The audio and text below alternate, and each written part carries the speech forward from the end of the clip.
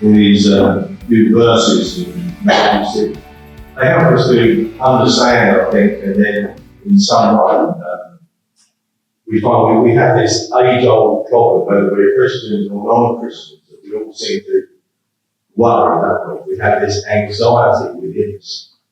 I do pray that this, by reading this and looking at it, it's going to help us to manage that situation. I say manage it rather than cure it, because it almost seems endemic and incurable. But we need to seek God's face. This is not an easy preach. It's not an easy listen either, I don't think.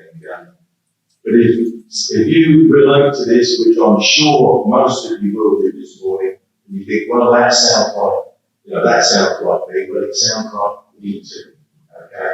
So no problem. I get by, I think, in a lot of different areas of life, and although I don't really feel that I excel in anything, certainly not preaching, but you'll understand that in a little while.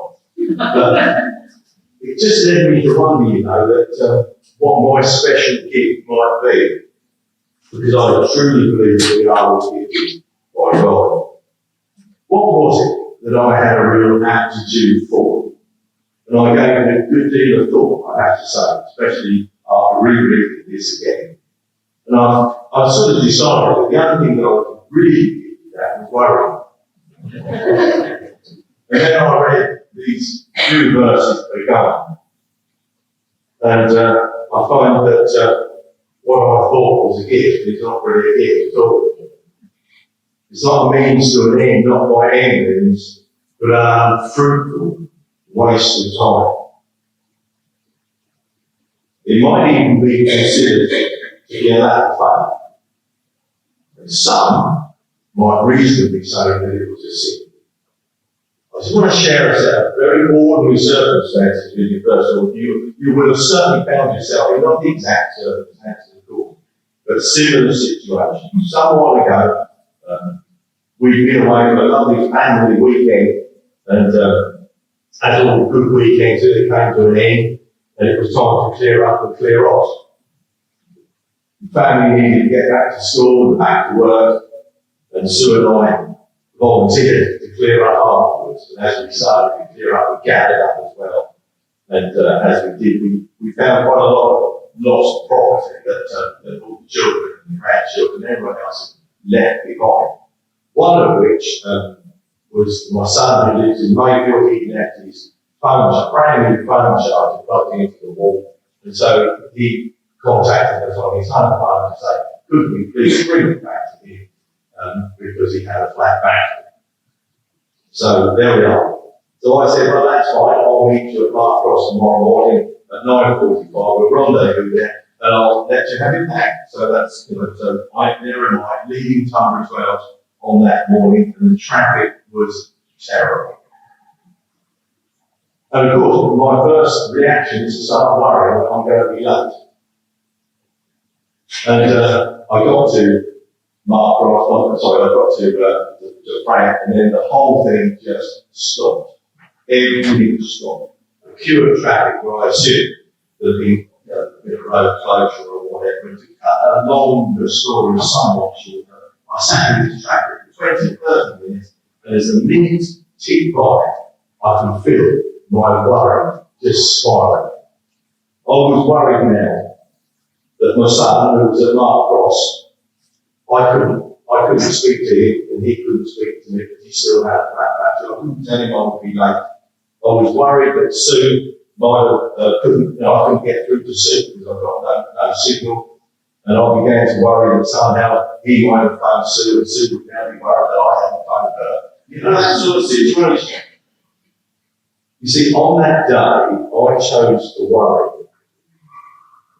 And what I was really doing was just removing God from the equation of that day. On that day, I meant I was just misplacing my trust. I was putting myself in that place, putting the trust in myself to sort it out and to get it sorted. And what I was doing was simply burdening myself with a future that I couldn't change in any way. And that is a very small situation. I'm sure many, many of you have found, even over these last few weeks. In essence, what I was saying was, my way of solving things was very good. I have to ask myself, at what point did my very genuine love and concern for my family and the people in that situation, at what point did it get sidetracked and lost the trust that I should have had in God? Where did it go? I believe the worry that came to me on that day came from my own lack of ability to be in control of that situation. Dear old Prophet Jeremiah gives us some very colourful and what might have been a pretty harsh imagery of what that place looks like. The Good News translation speaks about that misplaced trust. And it puts it this way: I will condemn those who turn away from me and put their trust in human beings and in the strength of mortals. He is like a bush in the desert, which grows in a dry wasteland, on salty ground, where nothing else grows. Nothing good ever happens to you. Wow, that sounds really harsh, doesn't it?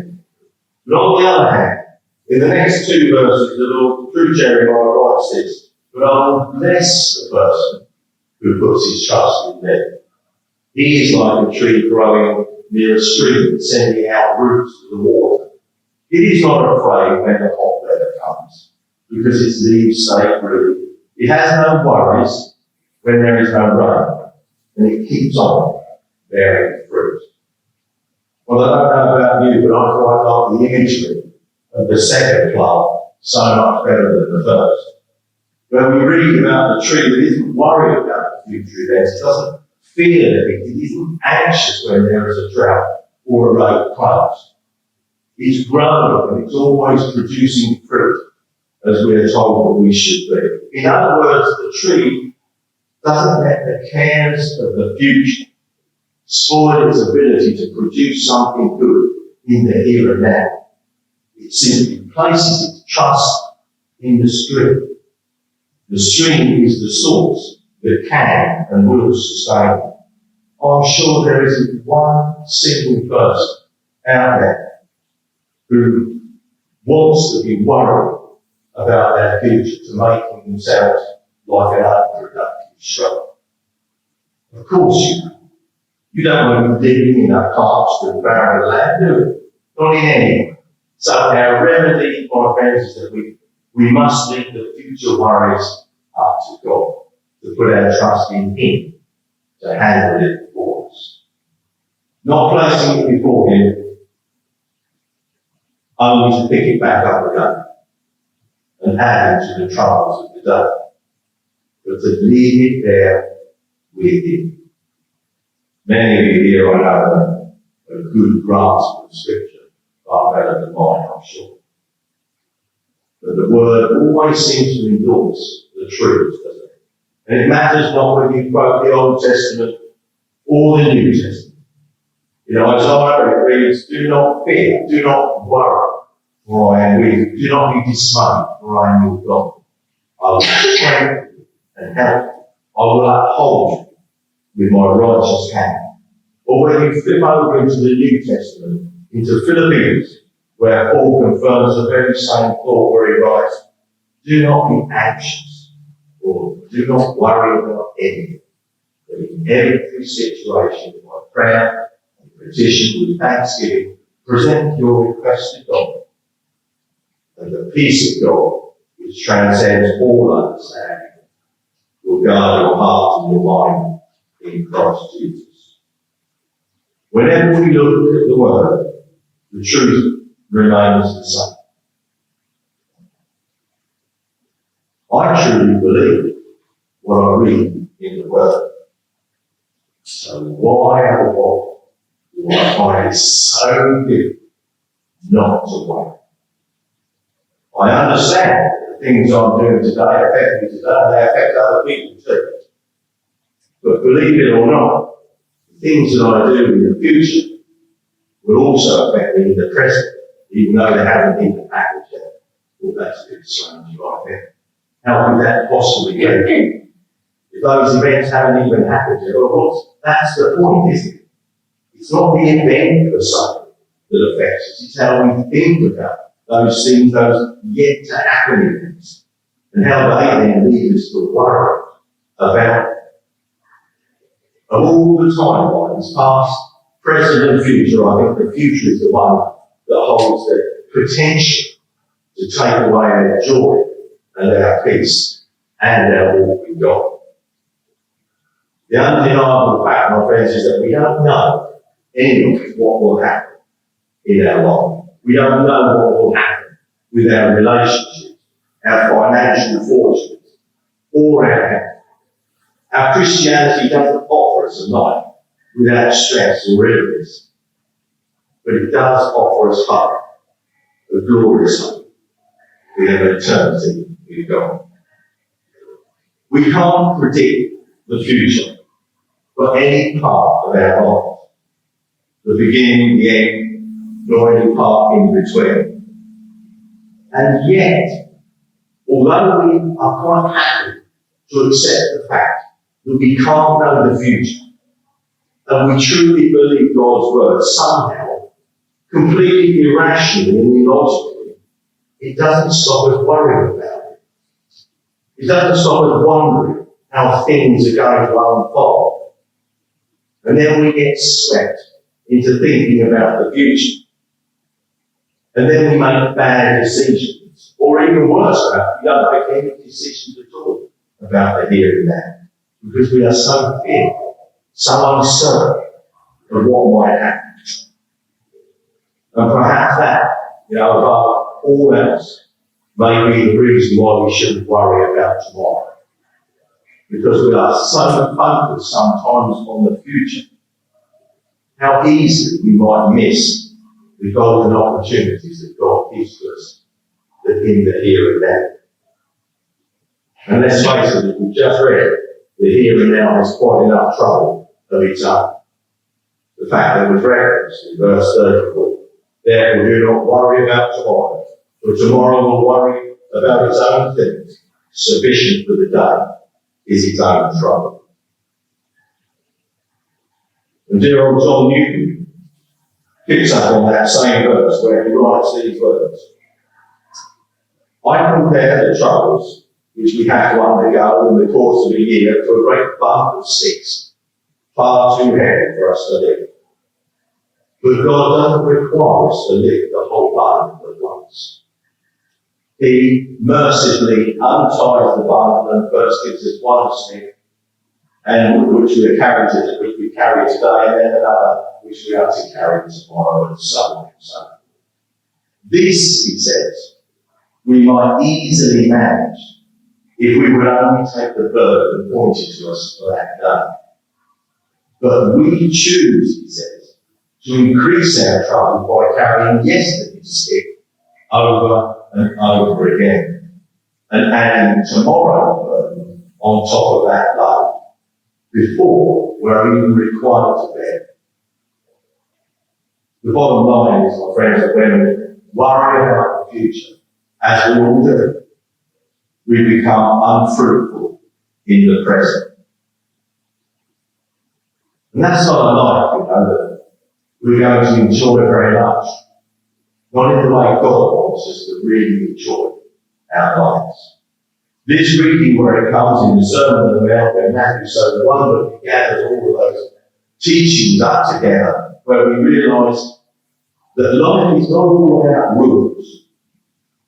It's a revolution of our human attitude and our outlook on life itself, where the whole of the human ideas of where happiness actually is, where it lies, is turned upside down, and we begin to recognise that in our spiritual poverty, for that's what it is, we've relied on ourselves and actually forgotten our total dependence on our provider God.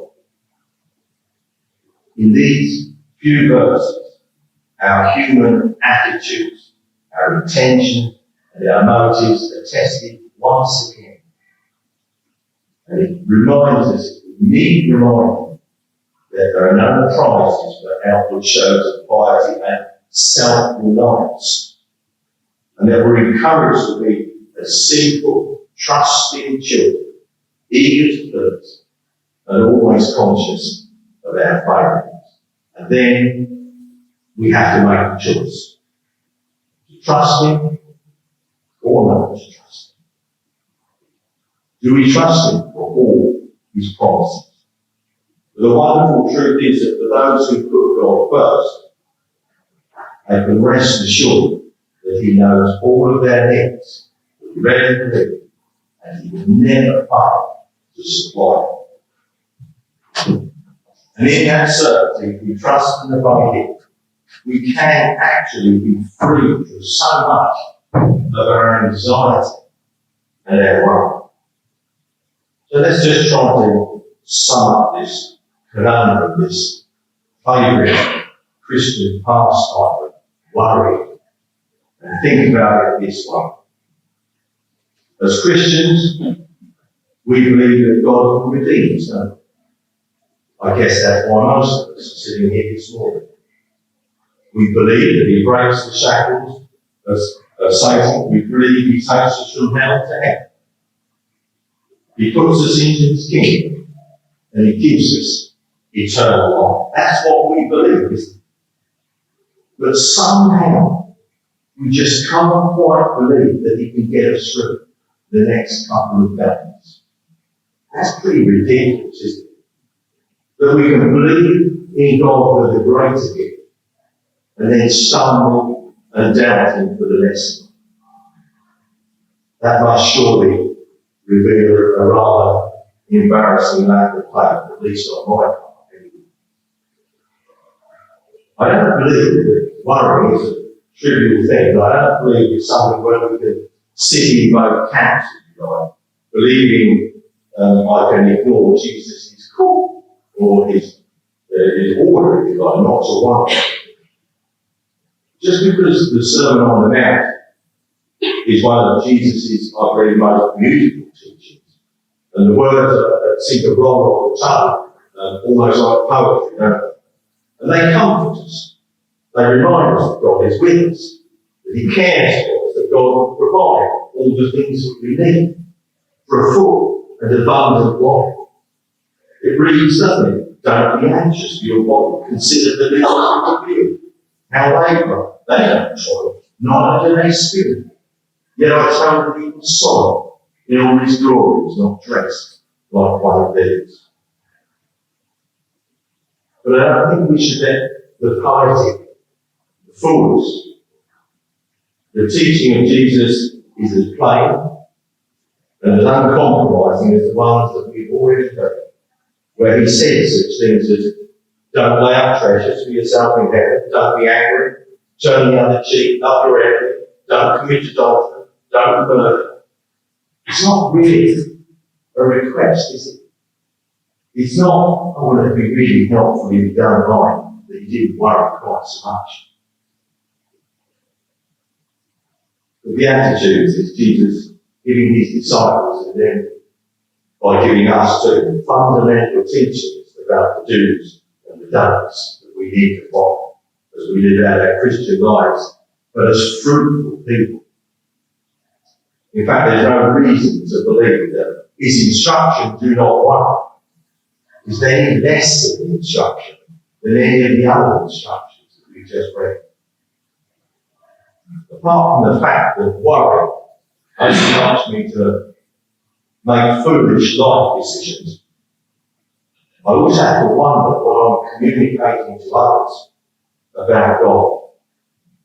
When I am worried, I'm saying, in effect, God, I don't really think that I can trust you. I'll worry about it myself.